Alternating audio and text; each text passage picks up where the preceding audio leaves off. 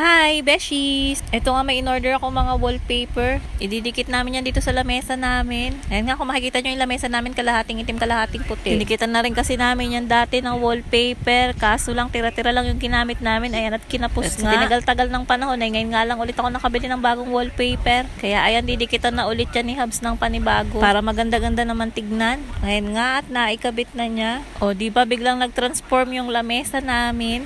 O siya, ibalik na yung mga kalat dyan sa ibabaw. Yan nga palang puting lagayan na yan. Ginagamit ko yan dati sa pagla-live. Diyan ko nilalagay yung mga pabangong nila-live ko. Tatanggalin din niya ni Hubs dyan. Pero pansamantala, nilagyan ko na lang muna ng mga kung ano-ano. Tapos, ito pa yung isang wallpaper na binili ko. Ito naman daw ilalagay ni Hubs sa pinto namin. Ayan nga, tignan nyo naman yung itsura ng pinto namin. Tuklap-tuklap na. Sa Squammy lang kami nakatira mga besya. Hindi kagandahan yung bahay namin. Pero ang mahalaga, may nasisilungan kami, diba? So, ayan nga ang itsura ng pinto. At mamaya lang magta-transform na rin yan. Ayan nga.